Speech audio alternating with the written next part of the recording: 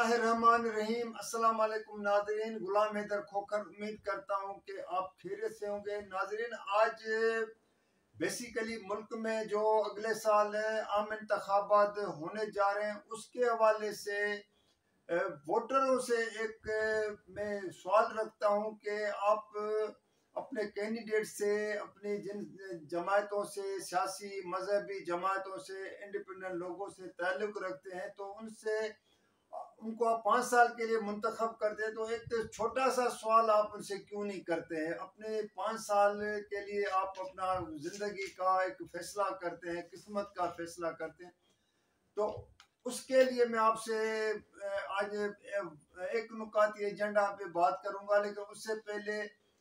जितने भी नाजरीन मेहरबान दोस्त हैं जिन लोगों ने अभी मेरे फेसबुक पर और यूट्यूब पर इस विला को फॉलो किया है तो उन सब से रिक्वेस्ट है कि आप इसको लाइक भी कीजिएगा, शेयर भी कीजिएगा, सब्सक्राइब भी कीजिएगा और कमेंट्स में आज जो है ज़रूर आप याद कीजिएगा, कमेंट्स से आप ज़रूर भेजिएगा ताकि मैं फिर उन कमेंट्स के मुताबिक आप लोगों की रहनुमाई भी हासिल करूं और उस पर आपको जवाब भी दे दूं और मज़ीद इसको वीडियोस बनाता रहूं। तो नाज़रीन, बेसिकली ये है कि मैं खुद एक आम सा शहरी हूँ पाकिस्तानी होने नाते। तो मैंने ये फैसला किया और मेरे एक जहन में ये चीज़ आई कि हम लोग जितने भी हैं पूरे पाकिस्तान के 24-25 करोड़ आबादी में से कोई अपना वोटर किसी भी जमात से ताल्लुक़ रखता हो और किसी उम्मीदवार का सपोर्टर हो, लेकिन वो क्या उनसे ये सवाल नहीं करते हैं कि आप लोगों ने जो पिछले आप इतने अरसे से इक़्तिदार में रहे हैं तो आपने क्या किया है।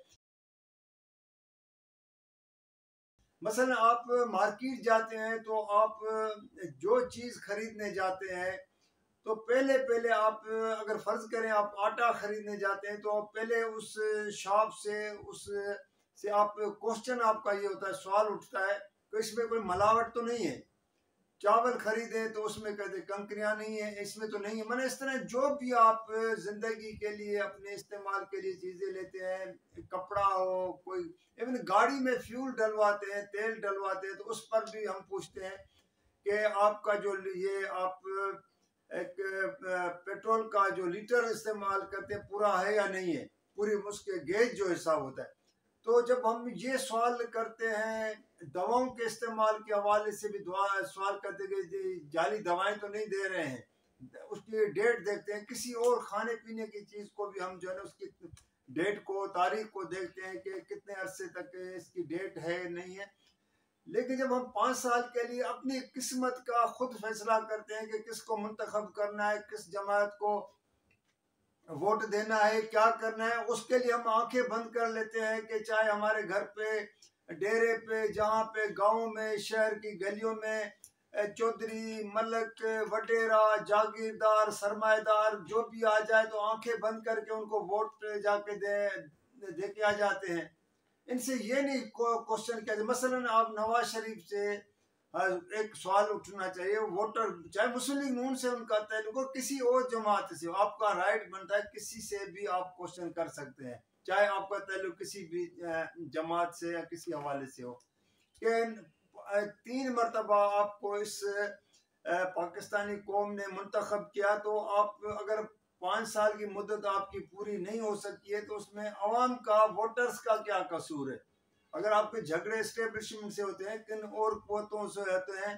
और मुद्दत पूरी नहीं करते हैं और फिर गिला जो है ना जाके वोटर से आप करते हैं,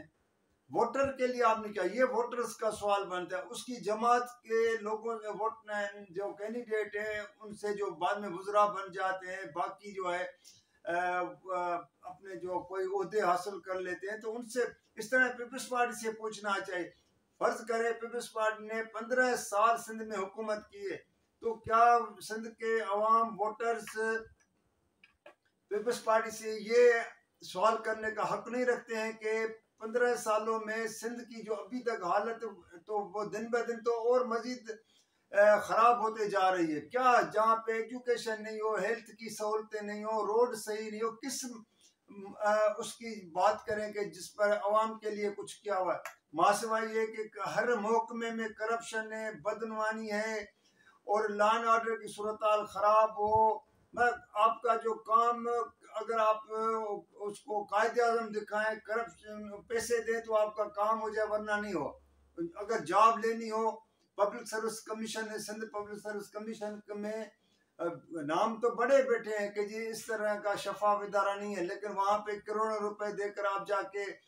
16-17 ग्रेड की जो है ना आप जॉब लेते हैं, तो उनसे पीपल्स पार्टी की क़यादत से, पीपल्स पार्टी के जो कैंडिडेट्स हैं, उनसे सवाल करना चाहिए कि आप लोगों ने सिंध के अवाम के लिए क्या किया, गरीबों के लिए क्या किया है। नाम तो गरीब का लिया जाता है कि हम उनको रोटी, कपड़ा, मकान सब कुछ जो है फराहम कर, न रोटी मिलती है, न कपड़ा मिलता है, न मकान मिलता है। गुज़श्ता साल जो है सैलाब बारिशों से जो मुतासर हैं, आज तक वो बेचारे जो है अपने वो घरों तक नहीं पहुंच सके। अगर घरों तक पहुंचे हैं तो खुले आसमान में बैठे हैं, 2-4 घर बना के देकर और बड़ी दावा की जाती है। तो इस तरह पूरे मुल्क में जितने भी वोटर है वो जमायतों से पूछें कि हमारे लिए कुछ किया है तो हमें वो दिखाया जाए। बाकी ये वोट लेने, वोट आपका हक है, आप जिस जमात को, जिस कैंडिडेट को देना चाहते हैं आप दे दें, लेकिन उनसे आपका एक ये सवाल बनता है, एक ही सवाल बनता है कि आप लोगों ने क्या किया है हमारे लिए। नाज़रीन, मैं ये चाह रहा था क्योंकि आज अल्लामा इकबाल का जो है एक पैदाइशी दिन है, पैदाइश का, और उसने जो इस मुल्क का बनने का ख्वाब देखा था पाकिस्तान का, तो उसके बहुत से अशार सोशल मीडिया पे हर जगह पे पड़े हुए हैं। तो एक उसका जो है कि मेरा तरीक अमीरी नहीं फकीरी है, खुदी बेच गरीबी में नाम पैदा कर। अब ये अल्लामा इकबाल अपना एक बड़ा एक शायर मशरिक, इतना बड़ा शायर था, उसका बड़ा नाम था। तो उस मौके पे मैं चाह रहा था कि आज पाकिस्तानी कौम, पूरा चारों सूबों के अवाम ये तय कर ले कि अगले आम इंतखाबात में वोट करना आपका हक है, वोट जिसको चाहे करें, लेकिन सवाल एक उठाएं, हर जमात के सरबराह से लेकर उसके जो नेशनल असेंबली और सूबा असेंबली के कैंडिडेट हैं उनके सामने रखा जाए कि आप लोगों ने हमारे लिए क्या किया है जो अब आप वोट मांगने आए। तो नाज़रीन, इतना ही बस था। कल किसी और मौजू पे आप लोगों के साथ किसी और बात पे मैं आपसे बात शेयर करूंगा। तो जब तक के लिए इजाज़त दीजिएगा। अल्लाह हाफ़िज़।